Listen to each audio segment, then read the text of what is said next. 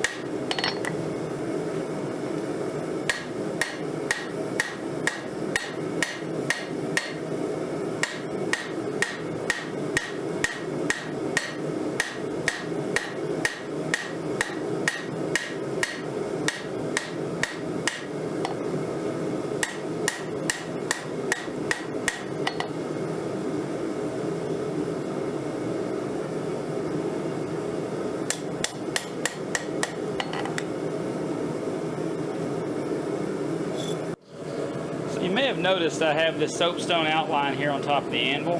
What I did was I traced this piece of antler, and this piece of antler is what I'm going to use for the handle for this knife.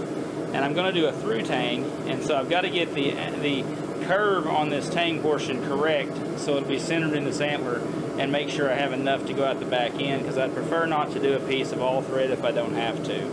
And so I weld a piece of that on. So that's what this is. I just laid my antler down here and traced it with the soapstone, and now I'm going to take the knife out of the forge and use the horn and just start putting this curve in there. So that part of it will be finished. All I'll have to do is clean it up, thread it, make the pommel, and be done with it.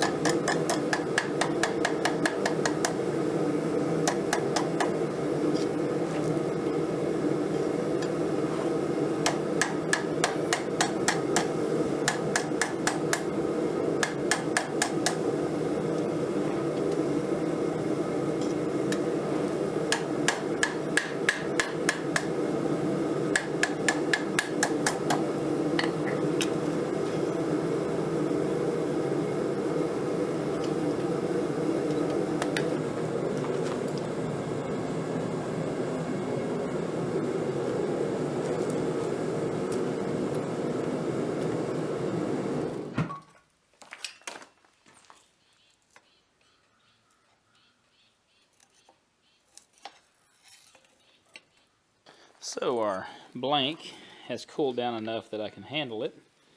So I went ahead and drew a line around here just to kind of look at how I wanted the bolster to be. I won't be actually grinding this yet. I'm going to be working on the blade first. And so you can see a line right here that looks like it might be a crack or something. That's not. That's just where when I use the cross peen and I draw the width of the blade out, it'll leave little indentions like this that I didn't forge them out good enough, but I will be grinding them out. The bevel will go quite a ways up, and as you can tell, we still got plenty of thickness back here on the spine. But I'm going to go over the grinder. I'm going to shape our tip, and then we'll see what the profile looks like. Then we'll turn our attention to this area and get it cleaned up, and once we get all of that done, we should be ready for heat treat. So let's get after it.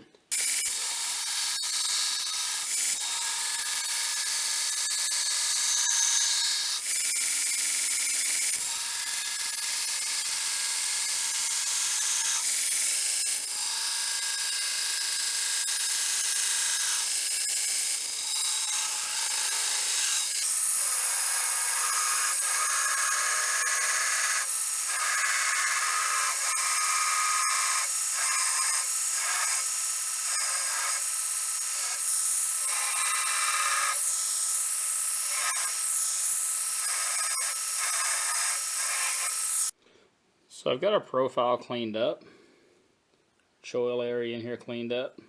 It's fine. So what I'm going to do now is I'm going to come and grind some flats on either side of the bolster. Not a whole lot, just enough that the file guide can get a good bite and be nice and secure for when I go to the grinder and clean up this area in here. So I'm thinking where I've got this line drawn here, I think that'll be a good spot. And so I'm going to go ahead and get these sides ground and then get this area ground in. And then we'll move on to some file work, clean this tang up, roughen the bevels, and then heat treat.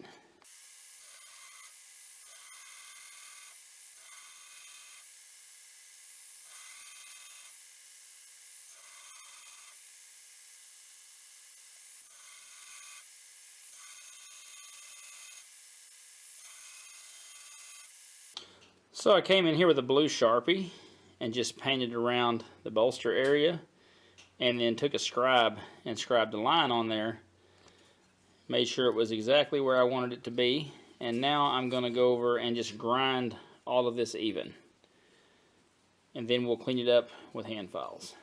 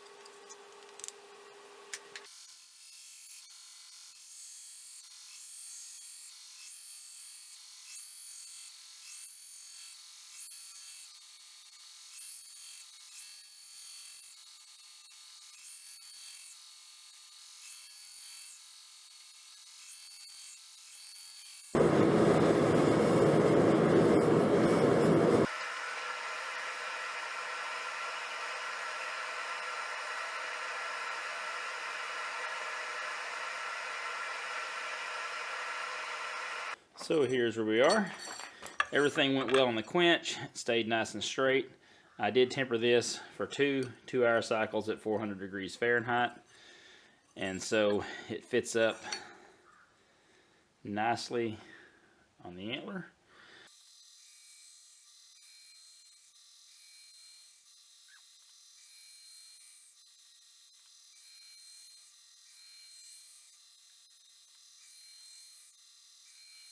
So I originally was going to go with a through tang and just peen the tang through after it come through the butt cap of the knife. But I decided instead of doing that, what I'm going to do is I'm going to take this coupler and this piece of scrap steel, and I'm going to go over to the drill press, and I'm going to drill a divot down into here, and we're going to put this in there, and then we're going to weld it. I've done this before. It just makes for a cleaner finish on the butt side of the knife. It'll just be a nice clean piece of steel. So I think it'll look better on this build than having the end of it painted over. So let's get over there and get that divot drilled and get this welded. So I started drilling this with a drill bit, a 3/8 drill bit, but it was just way too dull. I got to get some new bits. But I did have this old end mill laying around, 3/8 end mill, and it's pretty wore out. It doesn't cut very well, but it did do well on this. Plus the hole that I drilled, the divot in here, now has a flat bottom, which will make welding that in a whole lot easier. Alright, so let's go weld it up. So I put a piece of all thread in here to hold this. I also went over to the grinder and ground the ridges off so it sets in that round hole better. And a lot of people do this, they'll solder it versus weld it. I weld it because I don't have the stuff to solder it with. So I'm going to get this stuck down.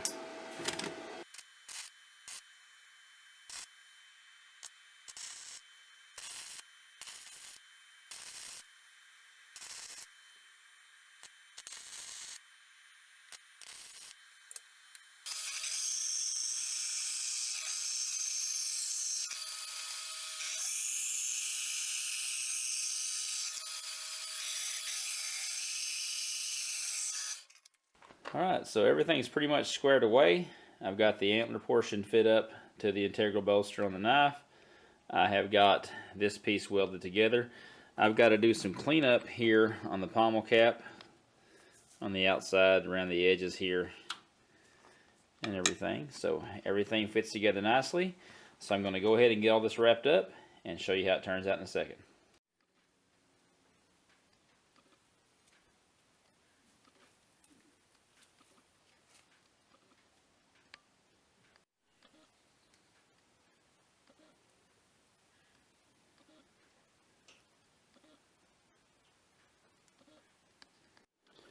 Alright, there's how we turned out. Pretty happy with it. Far from perfect, but that's alright. I appreciate you checking this out. Hit that sub button if you would. Ring the notification bell to notify me of this content as it posts. And I'll see you on the next one. Y'all have a good one. Bye-bye.